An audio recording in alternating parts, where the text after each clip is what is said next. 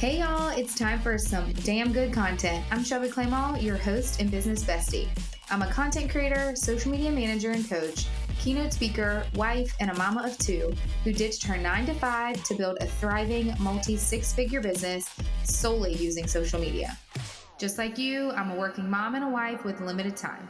So I'm committed to cutting the fluff and delivering tips and fresh ideas straight to your earbuds on how you too can harness damn good content and create that type of business that you love and are proud of. Each week, we'll deep dive into strategy and mindset of building your brand on social media so that your confidence and success in the online space can skyrocket. Get ready to step outside of your comfort zone and start creating some damn good content. Are you ready? Let's freaking get it.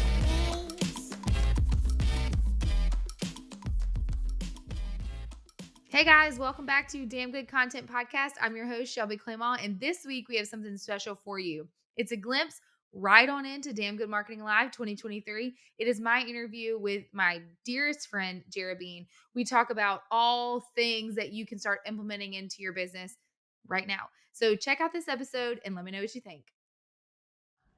I told Shelby, I'm like, I don't usually wear heels. I'm like, I can't slip on my intro song. So we did good. Starting off good today. All right. Can y'all hear me too? Okay. All right, guys. Here, I'm going to give this to you so it doesn't buzz. Oh my gosh. Hi. Good. I was like fangirling over you like a year ago, and now you're here talking to all of them. Yeah. All right, so we're going to get down to the nitty gritty. We're going to get comfy. I know. I got to get my legs here. So we're going to talk about the power of video. Y'all, she's crazy good at what she does. I want you to start with telling everybody, like, what's the importance, especially ending out 2023, going into 2024, the importance of video with social media and growing your brand? I think with the current landscape of social media in 2023 and as we move into the new year is video. Yeah. This has been brewing. This has been evolving since 2020 when TikTok really came onto the scene, exploded. Instagram said, let me copy that with Reels. And there's been quite a shift in our content, how we show up, because at this point, video is central. Yeah. It is the thing. We can still do some carousels here and there, but video is really what we want to emphasize. Absolutely. I think with video, what I find so exciting about it, because I know that a lot of people feel intimidated. Just show of hands, anyone who's like a little frustrated, confused, intimidated. Everyone that's not on video should way more than half. So my goal here, I really want to excite you. I want to simplify video. I want to give you the right strategies so you're not just throwing spaghetti at the wall. And when it comes to video, I think that what I love about it, that I want to sort of share and impart with you all today, is how our authenticity, I know that word is a little overused, but we can dive into that today. Yes. How our authenticity can come through the dynamic nature of a moving image. We have so much more possibility than what was possible with just a still photo and a caption. So our personality, our energy, our brand story can come through via video. So also, and you also might not believe me on this, but I'm going to convince you here today, it's a really low barrier to entry. Yes. Do you find that? I do find that, yes. Yes, we can have the fancy equipment. We can have the fancy lighting if we need to get Jonah to lend us some lights back there.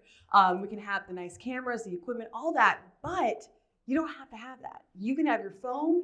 You can have, at least maybe some natural lighting, want to get some decent lighting there, and shoot yourself pouring some coffee. And when I say slap text over that video, I don't mean that flippantly. That text needs to have something valuable that people can digest from that piece of content. But it can be as simple as one single shot with your iPhone, and that's it. Yeah. So that low barrier to entry, and I think it's much lower than photos and captions. Absolutely. And then my last favorite thing is the collaborative nature. Yes. So we are seeing content no longer as a one-way street. So with the photo, caption, boom, we're done. We're moving on to the next content idea. Right. With video, especially with TikTok, we see this collaborative energy. And what I mean by that is we have stitches, we have duets, we have reply with video to comments. We have trends. Trends are collaborative as well because there's a pre-existing format that exists, and then you are applying your unique own take, twist, energy, perspective onto that particular trend. But that trend has to exist first in order for you to make it. So that's what I mean by collaborative. So that's why it's so important. Yeah, I want you to stop really quick. Yeah, please stop me at any point. Raise hands if you know what a stitch is. Okay. Can you explain a little bit of that? Thank of you. course. So on TikTok is, all short form video content, but it is a very different platform than, or experience rather, than Reels. Here's how I differentiate the two. TikTok, okay, let me back up for a moment. Imagine short form video content, we've got a metaphor here, is an ocean.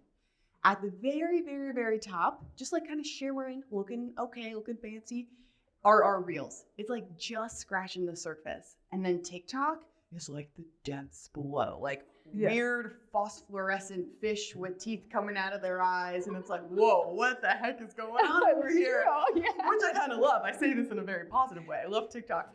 And so TikTok gives us a much different experience as a content consumer as well as a content creator. So a stitch is part of that collaborative energy.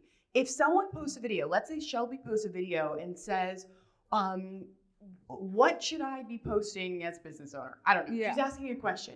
I can stitch that video and grab the 3 seconds where she's asking that question and then add on my video, my response after that. So it allows people to answer questions. It allows people to add on ideas. So if I'm, maybe I'm showing a cool social media tool and then someone stitches that video, it goes, ooh, I use that and this. Like they can add on to the conversation. So that's what a stitch is. Okay, so I have a lot of people in here, obviously, that are business owners, content creators, or they're going out and they're starting their own thing. Yep. What is your advice if they look at you and they go, what the hell do I do? How do I start? Where do I go? How do I post video? What would you tell them? Ooh, okay, loaded question, but I love it. I love this one. I like loaded questions. Yeah, let's do it. Let's tackle it. So here's the thing. With video, we have this authenticity, nature, energy that can come through. We have this low barrier to entry. We have the collaborative energy of it as well. However, because video has so many moving parts to it, it can feel a lot more complicated than a photo and a caption. Mm-hmm. So one, I want to acknowledge that video isn't necessarily easy. It's not this inherent skill. We don't have the inherent skill of, oh yeah, I feel comfortable on camera, or, oh, I'm an Oscar-worthy editor. Like these are all things we have to learn. And y'all, this shit is hard. Yeah, it's really hard. It's really hard. So that, I want to acknowledge that. And then the other thing that comes to mind is that it feels like every time I'm scrolling my Reels tab. Oh, here comes the country accent. Okay, go. A lot of voices. This would come out anywhere. Okay. I scroll my Reels tab and I see a lot of advice out there about social media. Yeah. And it's not that it's all wrong. I don't think most things that people are talking about are suggesting the right thing. So let me give you an example. I'm scrolling my Reels tab the other day, come across this reel, how to grow on Instagram, even if you're lazy. Okay. Post 5 reels a week. That doesn't sound lazy to me, but okay. 5 reels a week, batch your content once a month, ask a question in your stories, and use appropriate hashtags. That's how I'm going to grow on Instagram. What am I posting about? Right. And why am I posting it? There's so much information out there where it's like, yeah, post 5 reels, but what are those reels about and how are they connecting back to your business? So I'm all about not just focusing on the how, but always starting with the what and the why. Yeah. Which leads me into your secret. You know about this? Yeah. My little framework. Yeah. I call this the video ice cream cone framework. It's good, y'all. It's tasty. It's real tasty. Yeah. Okay. So let me dive into this. There's 3 parts to this video ice cream cone framework. We have the cone, that's the foundation. And to me, that's really where the what and the why comes through. And it's kind of where I want to spend at least a good chunk of time today. Mm-hmm. Stop me at any point, Shelby, because I can just run off. Yeah. But that's the foundation. Then I want to move on to the scoops of ice cream. That's our next part. If we have time, we'll get to the sprinkles. If not, we can save the sprinkles for some Q&A. But I really want to focus primarily on the cone and the ice cream scoop. So allow me to explain. All right. The cone, the cone represents your content pillars. Now, I'm sure most of you have heard about content pillars, also known as content buckets. I personally don't feel like they are always taught in the most strategic way. So after years of teaching my students and clients, I've come up with this 3-part content pillar framework that you can use as a template for your business. So allow me to explain. There are 3 types of content pillars. The first type is your expertise pillars. Your expertise pillars, the why behind these, I'm going to talk about the why and the what of each one, is to establish your authority, to establish your credibility. We want people to look at you as an expert in your field, as someone who knows what they're doing, someone who's a leader that they can trust. And so your expertise pillars are all about establishing that authority, that credibility by sharing value. Now, what is value? We hear that term thrown around all the time, just like authenticity, which we'll get to soon. But value to me with the expertise pillars is sharing what you know, teaching what you're good at, sharing resources, tips, tricks, tutorials, hacks, and even beyond that, your unique point of view, your perspective. I think kind of that first layer is like, oh, here's a tip for this, here's a tutorial for this, but how can you start to bring thought leadership into this pillar as well? So those are your expertise pillars, and you want to ideally divide these up into approximately 3 pillars, for lack of a better term. We're talking about pillars, we'll keep going with pillars. So, buckets, pillars, all the things. So if you were to divide your expertise into 3 categories, what would that be? I'll give you some examples. Now, I'm an examples type of a gal. That's how I like to learn. So take these with a grain of salt, because even if you are one of these things, your 3 pillars for expertise could be entirely different. So if you are a fitness professional, your 3 expertise pillars might be movement, nutrition, and mindset. If you are a hairstylist, your 3 expertise pillars might be cutting hair, coloring hair, styling hair. If you are a social media coach, your 3 expertise pillars might be messaging, community building, and content creation. So I don't want you to think get the wheels turning a little bit here. Whatever comes first is something you can just roll with, and these are pliable, these are flexible. Nothing is set in stone as you develop these. Once you have your expertise pillars defined, and it might be 3, it could at most be 5, minimum at least 2, so somewhere in that 2 to 5 range, that is the first step to then squeezing each of those pillars like a lemon to then develop more specific content ideas. So we're not just coming up with content ideas out of thin air. We're thinking, okay, you're at the top here, here's your business, your content pillars kind of spawn out from you underneath, and then from those content pillars, another web comes out with specific content ideas. So we can always trace these back to your pillars, and we can always trace these back to you. So expertise pillars, sharing value, and really establishing your authority and credibility. That's 1 pillar out of the 3. I love it. Are y'all getting something out of this? Yeah. All right. All right. Nah. You're like, no, we're gonna leave now. Goodbye. All right, hit us with your next one. Go. All right. Number 2, the second type of pillar is your business pillars. Now this one's a little bit easier, but maybe a little bit harder, because I'm essentially going to prescribe what those 2 exact pillars are. But before I get to that, let's talk about the why. The business pillars are all about generating awareness and also converting. If you do not talk about your business, if you do not talk about how to work with you, if you don't have a clear and direct CTA, how is anyone ever going to know? And it's unbelievable the amount of times that I see someone else talk about something, or I personally see my content more than anyone, that I post about something, and then a year later I'll say, oh yeah, I'm taking one-on-one clients. I get a DM, you're taking one-on-one clients? I had no idea. So you got to talk about this often and proudly. And as we were talking about in the car the other day, Shelby, toot your own horn, because no one else is going to toot your horn. Well, maybe a little bit, but not as much as you will. So the why behind this, we are generating awareness, we are converting, and the way we are doing this is through 2 pillars, and I call this your hard selling pillar and your soft selling pillar. I love to make this distinction, because usually when it comes to talking about our business, we automatically assume it has to be the hard sell. Mm-hmm. I love a hard sell, so we want to keep that there, but I want to provide nuance with the idea of soft selling. Mm-hmm. So hard selling is kind of as it sounds. It is a very obvious and direct way saying, here's how to work with me, here's how to buy from me, here's a product that I offer, here's a sale that's going on, here's a launch that's happening, and you're going to couple it with a CTA. A CTA is a call to action. Mm-hmm. So DM me to book, click on this link, DM me the word if you're using chatbot automation. Go to this link. There's a clear and direct action, and that's what makes it a hard sell.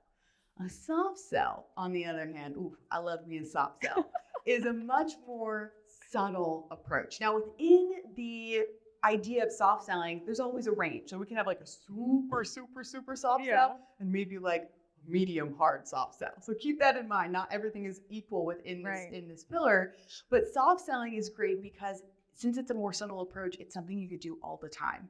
Hard selling is usually tied to a specific time, launch, some sort of action, some sort of promotion. Soft selling, y'all, so you can do this every single day, especially in your stories. So let me give you a few examples, keeping in mind there's a range here. One of my favorite examples is going on your stories and sharing your schedule. As simple as that. You can take a photo of your coffee. You can you don't even have to take a new piece of content, grab something in your phone that already exists from a previous day, no one's gonna know, and you're combining your personal life. So, okay, I'm walking my dog, then I'm going to get my hair done, and then I have a client meeting, I'm doing a podcast recording, I'm speaking at an event, whatever it is that you have work-related. Now, what that says is, instead of saying, buy this product, hire me, which is how I like to imagine a hard sell. I always imagine a hard sell more like a yell. And once again, this is a positive thing, so I'm not saying it's a bad thing. Whereas a soft sell is more of a talk or a whisper. So you're saying, just so you know, I do this. I'm going to stop you there too, because there's two things that you said. Number one is, I will always say this as well, is you have to keep repeating what you do because people don't digest it. That's the power of marketing. You have to touch points many times, multiple times for them to understand it. So they don't pay attention or remember things as much as that you think they do. So you can post things on repeat. And then number two, I love a good story where you're putting like your to-do list and you actually tag the person you're going with. That's power of collaboration because you're in front of your community and then you're also in front of their community because you touched on that as well. Mm-hmm. There you go. I like that. Keep going. Awesome. Sorry, it came to me. No, that's great. Jump in at any point. And to continue that idea of soft selling, so sharing the schedule in your stories, and it can be anything like a day in the life vlog where you're showing what you do, a little bit of behind the scenes. That's another angle as well. Even testimonials and reviews are a form of soft selling because you are showing the value of what it is that you do. So you can think of soft selling in two buckets, showing the value of what you do, testimonials, transformations, here are the results clients get, here are the transformations I offer. And you can also think about it as creatively featuring what you do. That can be vlogs, behind the scenes, schedules, all that kind of stuff. So think of that soft selling, whereas that whisper and the hard selling as a yell and a shout. I have one question I wanted you, just because I say this a lot, but I would love for your opinion as well, is what is the value and importance of people doing like a day in the life with showing their life? Basically, okay, go ahead. Because some people are like, why would nobody's interested in seeing like what I do every day or something personal about me. Can you elaborate on that a little bit? Because I know people in here question that. Yeah, and that's a perfect segue into the next pillar, but I want to touch on that while you brought it up. I have been posting on Instagram since 2015, and I have found that the most connection that I have made with my community, the relationships I've built, conversations I have, more often than not are around the most simple, mundane things. And so you might think, oh, no one cares. But I think you don't have to be doing interesting things in order to be interesting and in order to connect with your people. So I'll give you a couple examples. My community and I really connect on cheese. Yes. I like cheese. The food cheese, guys. I have cheese and crackers. Like people want to make jackets that say cheese and crackers, and I've strongly considered it. Anyone have a fiddly fig tree at their house? They're like, so yes, right? Like they say don't even play loud music because it makes it mad. Like don't talk to it and look at it in the wrong way or the leaves are going to stop falling off. So I got a fig tree a couple of years ago, and then everyone's sending me memes and different videos of funny things about the fig tree, repotting plants, my dogs, armpit farting, that's my secret hidden talent, Backstreet Boys. So yes, I share the big things, I share the awesome things and the shitty things and everything in between, but I really think those moments of connection come from those small, seemingly routine or even moments that you might consider to be boring. That's what people really connect with. And that's why it's so important to share a day in the life, to peel back the curtain and show the human behind the business. Yes, because I want to add to, there's a lot of people in here already that do the same thing that you do in here. And the only way that you're going to be different from the person next to you is by showcasing who you are to build that connection and that trust with the community or the consumer that's going to buy from you. So just remember that even if someone is doing it too, they're going to pick the person they connect with the most. Love that. I always say that you can be doing the same thing as other people in the same industry with a similar account, talking about the same topic, similar style, whatever it might be, but not a single one of them has your personality, your energy, your anecdotes, your stories, which leads us perfectly into the secret sauce. Yeah. Should I just jump right in? Yes. Okay. Her secret sauce is not so secret, but it's real dang good. So we have our 3 types of pillars. Write it down. Our expertise pillars, and you're going to divide those into 3 themes that make up your authority, your expertise, your leadership. We have our business pillars. Those are predetermined, soft selling and hard selling. And then we have our final type of pillar, which is perfect with Shelby's question leading into that. And it is the secret sauce pillars. The secret sauce, the why behind these is to connect, create relationships, build community. And the way in which you're going to do this is by sharing you. That's your past, your present. That is the big, the groundbreaking, the huge moments, the challenges, the achievements. But as we were just talking about, the mundane, the routine, the habits, the everyday. Now, what I find, and this is something I used to do as well, is that people these days say, okay, everyone, show up authentically. And everyone goes, cool.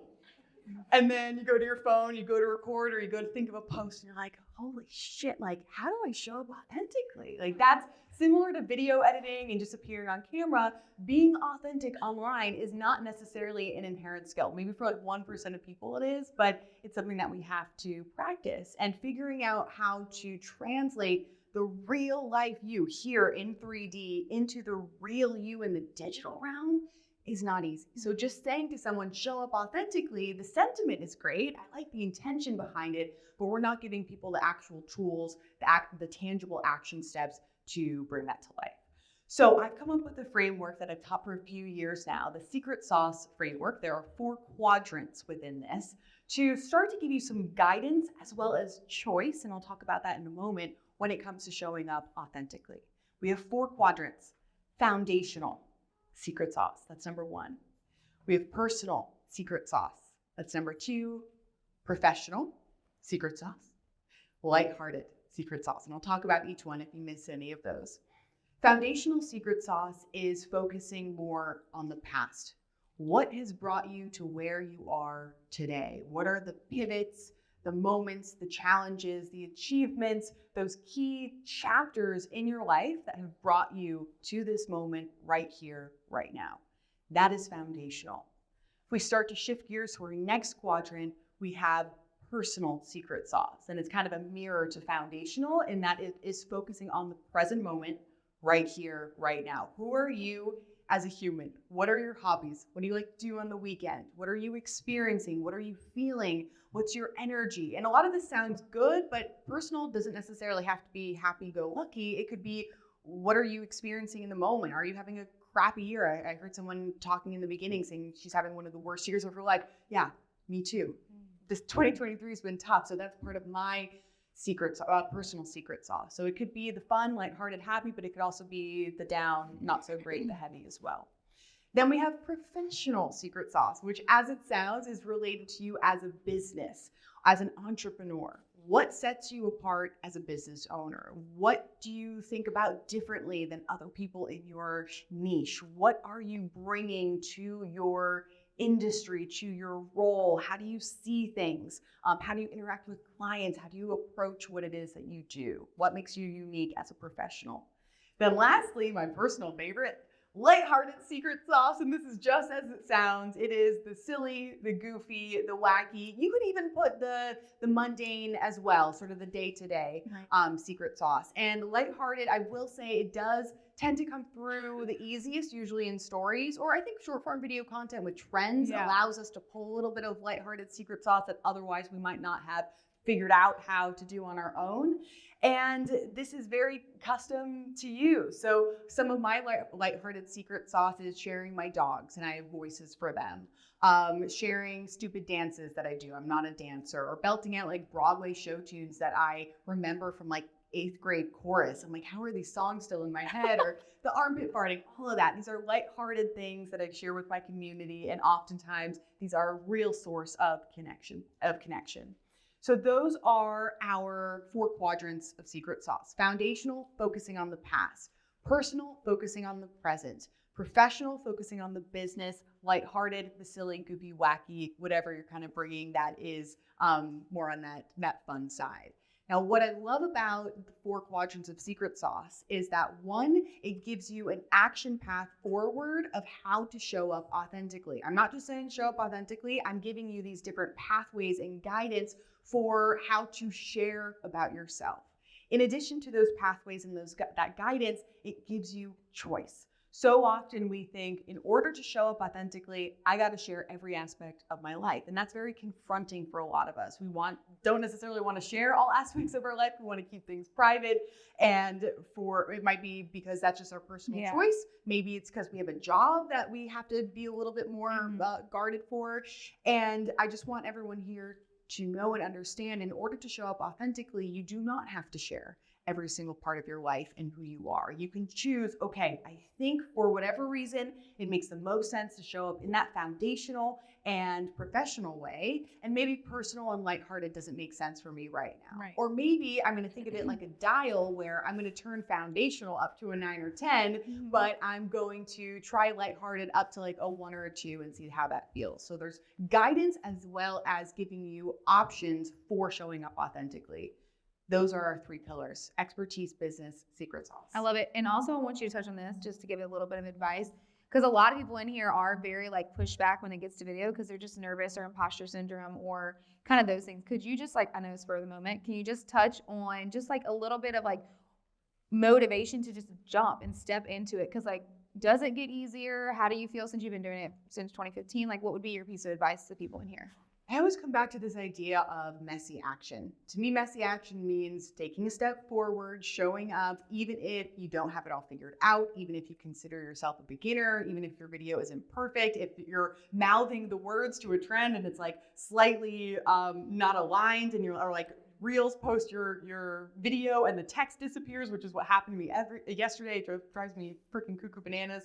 So really embracing messy action and understanding that social media, and maybe even more so video within the realm of social media, is a muscle that you have to build and flex to get more comfortable with. Right. If you are going to sit here and think about, what should I post every single day and not post, you're not going to get better at video. We all start from somewhere. It's a low barrier to entry. It does not have to be fancy. You don't need to be doing all the fancy transitions in order to get your message out there and in order to support your business. So how can you start taking that messy action, but also just thinking, what's that stepping stone? So I'm not making a high production transition, things flying around and all the editing to the beat of the music, but it's just that one single shot text overlay. Start with that stepping stone. And a lot of what she said just now too, there's a lot of footage already on your phone. So you can't look at me because I'm not going to take it. I'll call bullshit.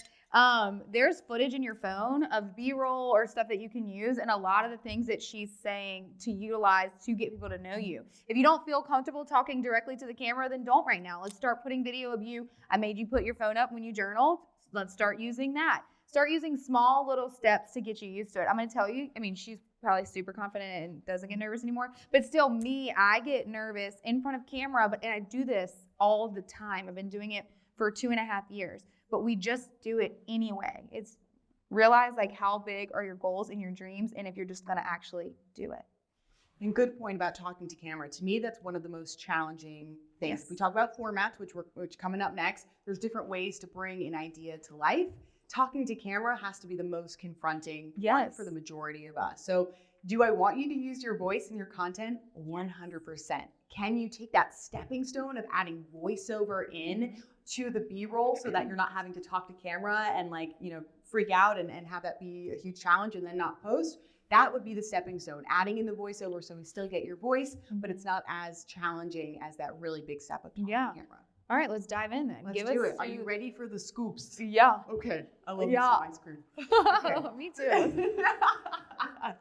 So with our video ice cream cone framework, we've covered that cone. And to me, that's so important because these are the ideas, the strategy that all comes together to support your business here, but also in the long term. This is why it drives me crazy when people are like, the algorithm has changed. Okay, it's changing every day. Y'all. I'm sorry. Stop and say that again.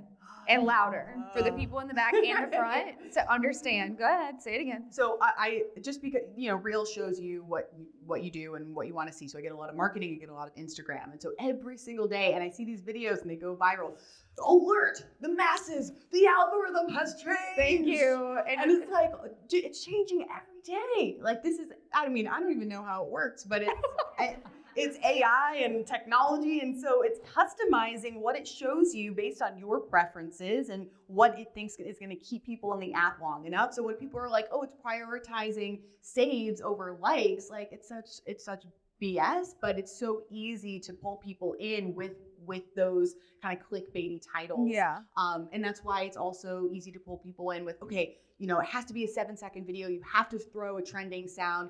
Yes, some of these are elements that could potentially help, but to me, it's understanding those 3 content pillars and how each one of those relates back to your business and how a mixture of those 3 all together create the overall strategy. Yeah.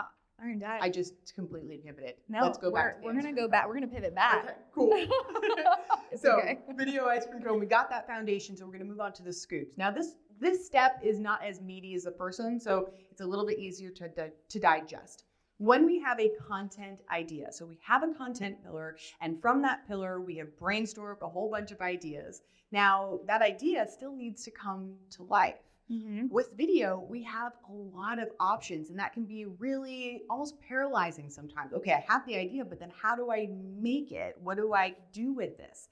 And so I want you to think of the different formats in which one idea can come to life. And those are our ice cream scoops. So ice cream scoops equates to video formats. I'm gonna keep things simple here today and identify 4 video formats. And when I say them, you're probably gonna go, oh, I already know these. So we're really just putting a label to things that you're already most likely aware of. First, we have talking to camera, as we were just talking about. Number 2, we have voiceover. So voiceover is we're taking B-roll and then in an app like CapCut, or you can do it in Reels or TikTok as well, you're adding in your voice in the editing stage. Number 3, we have text overlay. That is when you got a video, whether it's one single shot or perhaps it's multiple shots, and you are conveying the content idea via the text overlay on that video. Now that could be one chunk of text, that could be text that pops up throughout the video, but the text is the main vehicle for the content ideas message. Number 4, we have trends, which is a whole world. We could talk about trends for an hour, so I won't go too far into that. But as mentioned earlier, trends are a pre-existing format that exists. It could be a lip dub, it could be a transition, it could be a style of editing, a character video, a theme, a template sometimes with CapCut, and you are taking that trend and applying your business to that particular structure in a way. So those are our 4 formats: talking to camera, voiceover, text overlay, and trends. And not only does this allow you to go, okay, I have a content idea and I'm gonna bring it to life via voiceover, for example, it also then allows you to repurpose that idea. I think something I see all the time with my clients is that they feel they constantly have to reinvent the wheel every single time they post. It's gotta be a fresh idea, it's gotta be new, it's gotta be exciting, and well, maybe it should be exciting, but sometimes. But you can take an idea that you posted already, and let's just focus on video for the moment. Let's say you did do a talking to camera. Okay, well, how do I now take this idea and represent it via a text overlay? Yeah. So it's gonna allow you, understanding these formats will allow you to work smarter and not harder by taking things that you've done in the past, using the same idea, but representing it in a different way. Oh yeah, I love that. And I think that a lot of people in here feel like they can't reuse content when in reality, I've literally posted the same video multiple times and no one's noticed. I mean, you can do that too. You can actually repost the same content. That's what I'm saying. But like you can easily, like when I talk to my clients sometimes too, it's like if you have a video, you can make it a carousel, you can make it a static, you can come back and do it again. And just like what you just said, you can make it a text versus a talking to camera. I think what happens is with a lot of people, and especially me sometimes, we just get stumped because we're creating content. Everybody's telling us to create content. And then we're like, okay, now I'm going to create content. And I'm just like, crap. And that's where I think so many people go wrong is they go, I need to create content. I need an idea. Here's editing audio. And they're not doing that foundational cone work of understanding what the content pillars are and how they relate back to your business. So when you do those content pillars and generate those content ideas, you're creating an evergreen bank of ideas that you can constantly dip into as their own original ideas, as well as when a trend comes along, ooh, how do I apply this? Ooh, okay, this idea that I wrote down already, I can just take that and kind of plop it on that trend. And I don't have to think too hard about it because I've done the pre-work. And I really want to take a moment to talk about this as well, but with the trend stuff, and I'd love to get your feedback on it. Trending does not mean that you have to get in front of the camera and dance. It just means you can take a piece of content and pair it with a trending audio if you don't feel comfortable. And if it doesn't match your personality, just like don't do it because it's awkward and it's weird and it's not going to just work. And you're not going to go viral overnight. What is your thoughts on that? Yeah, I agree. I mean, trends, there's such a wide range of what a trend is. So if you want to dance and that's part of your secret sauce, by all means, if you're not a good dancer and you still want to do a little dance like me, cool. Like you can take that and run with it. But if that's not in your wheelhouse or your personality, there's no pressure to do that. So what I love about trends is that they allow us to show different parts of our personality in business that perhaps we might not otherwise have generated on our own. I'll give you a perfect example. There's a trend. Y'all should all do this. Let's talk about it afterwards if you need help with it, where you post a photo of you in from college. Did you see that? I think I do it. That's my most recent post. And or just photo, whether you're graduating, whether just photos from college, whatever. And it's like, quote, what am I going to do with a blank degree? I was a fine art major. So I wrote, what are you going to do with that fine art degree? This is part of that format, right? So everyone's using the college photo and everyone's saying, what are you going to do with that blank degree? So now I'm formatting it to myself and what I do. So fine art. And then afterwards, I have a little montage of me speaking, doing workshops, working with clients. And Instagram decided to take the text down on that part. Yay! So I posted it. I love that for you. I know, right? I have it in the caption. I was like, this is what it was supposed to say. And then the next part says, I'm going to work with business owners, creators, personal brands to help them transform their social media so that they can use it as a powerful and positive tool for their business. So, and in the caption, I describe how fine art kind of led me to where I am today. With some people, there's a direct connection. With some people, there's not. But I don't think I would have ever thought to have shared about my college experience in that specific way had that trend not come around. So it's a way to share a little bit of foundational secret sauce, a little bit personal and professional. We can blend them all up in that one trend. So I highly recommend y'all giving that a shot if you haven't done it yet as a way to jump into trends without dancing. So I've got 2 things from that. Number 1, take that as a challenge. Everybody go make that real. And then number 2, obviously, when you hear the word trends from everybody, there's multiple trends that they're talking about. So it doesn't mean that you have to get in front of the camera and dance if that's not you. Just follow trends and it helps you think outside the box for your next piece of content. It helps with secret sauce a lot too, because sometimes it can be hard to think about how do I share about myself in an evergreen way. And trends can be really great for letting secret sauce come through. All right, let's hit them with your the sprinkles. Oh, the sprinkles. Okay, we have some time for the sprinkles. Who loves good sprinkles? I love rainbow sprinkles. So coming back to our video ice cream cone framework, we got the cone with our content pillars that help us generate strategic and intentional content ideas. We've got the scoops. The scoops is, okay, we got the ideas. Now, how do we actually bring that to life via the different formats? Lastly, we have the sprinkles. And I like to think about this as optimization. Optimization is how can we polish off our videos? How can we analytically look at our videos to make them perform better? I am not all about the vanity metrics and the views. Say it again. I'm not all about the vanity metrics and the views. Okay, good. All right, that's continue. But I want to give as much power, as much juice, as much possibility for your videos to thrive. If you put effort into it, I want to see those perform as best they can without being completely tied to the vanity metrics. So we want to think about retention. Retention is how long is someone watching your video for? On TikTok and on Reels, you can pull up your analytics and you can see what the average watch time is of each video. If you have a 60-second long video and the average watch time is 3 seconds, we got a problem. Yeah.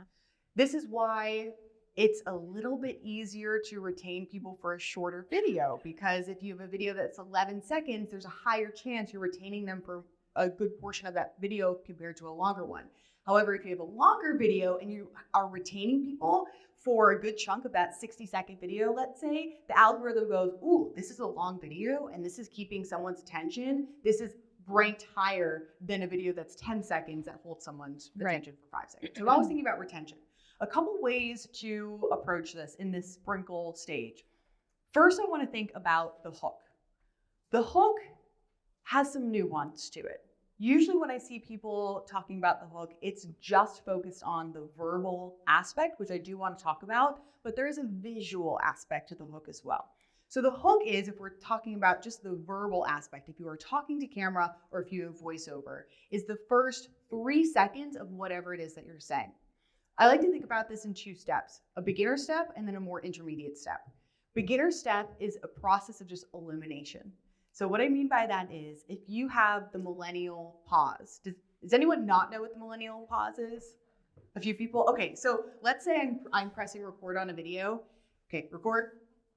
I'm going to teach you 3 things about, whoa, that's like a whole second. And in the land of short form video content, that second is like a lifetime. They're like, next. Yeah, next. Thank you, next. So what the method that I use, which isn't really a method, is if I'm talking to camera, the very first frame, like if I'm editing in CapCut, my mouth is open. Like that's how the video starts. If the video's like this, no, you got to pause, even if it's like 0.2 of a second. So we're eliminating the pause. That's really important. Next, we want to eliminate any unnecessary introductions. Hey everyone, I'm Jera.